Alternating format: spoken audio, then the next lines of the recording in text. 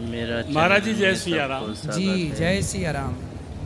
Please महाराज जी इस समय मैं प्रभु श्री राम जी की वनवास यात्रा पर हूँ और इस समय मैं आंध्र प्रदेश तक पहुँच चुका हूँ। ठीक है। और इसके पहले जो गुरु विश्वामित्र जी के साथ में उन्होंने यात्रा ताड़काबद्ध और स्वयंवर यात्रा की थी जी, वो पूरी करके 14 साल वाली यात्रा जो उनके घनघोर जंगलों ऊंचे पहाड़ों में भगवान गए हैं।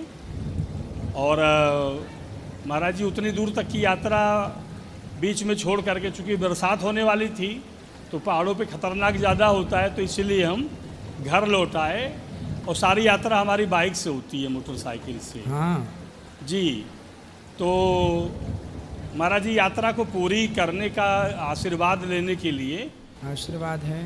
और महाराज जी लोगों ने बताया कि पुस्तक किस पर लिखिए अपनी यात्रा पे, तो पुस्तक तो बाद में पहले लिखी जाए, लेकिन इस समय नई जनरेशन को देखते हुए उन सारी जगहों का ये मेरा सहायक है, ये वीडियो बनाते हैं। और महाराज जी परमात्मा की सैर एक यूट्यूब चैनल है, उसी में डालते हैं।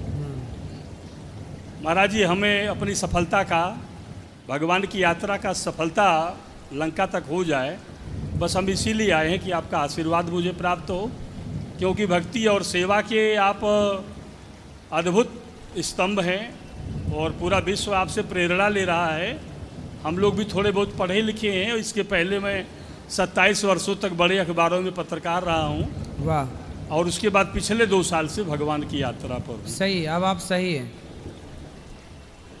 और मुझे लगता है कि 1.5 वर्ष लगेगा अभी पूरी यात्रा करने में। तो महाराज जी हमें आशीर्वाद चाहिए आपसे। और मेरा कोई सवाल, महाराज जी एक अद्भुत घटना, वैसे तो यात्रा के दौरान अद्भुत घटनाएं बहुत हुई हैं, लेकिन महाराज जी हम मध्य प्रदेश में नर्मदापुरम में, होशंगाबाद में नर्मदा के किनारे एक उमरधा जंगल है और करीब 60 किलो पब्लिक प्लेस से 60 किलोमीटर अंदर हम लोग रात के समय जंगल में पहुँचे थे। वहाँ से 5 किलोमीटर आश्रम और अंदर जाना था।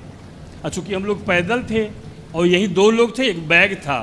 तो महाराज जी रात में 11 बजे एक मोटरसाइकिल से इधर साइड से एक बच्चा आया, बच्चा क्या लड़का, उन्होंने आए, हमारे पैर छुए और बोले कि महाराज जी आपको आश्रम जाना है। हमने कहा हाँ। तो बोले पहुंचा दूं। हमने कहा ये, तो बोले कि इनको आपको छोड़ के आऊँगा तो इनको ले जाऊँगा। हमने कहा इधर तो शेर बाघ का डर है, कुछ भी हो सकता है। तो तब तक दूसरा एक लड़का एक साइड से आ गए, उन्होंने भी मेरे चरण स्पर्श किए। तो बोले महाराज जी वो आश्रम जाना है। हमने कहा हाँ। तो बोले कि एक आप उन पे बैठ जाइए, एक हमारे पे बैठ जाए। तो वो लोग आश्रम पर जब हमको छोड़ करके गेट पर जब चलने लगे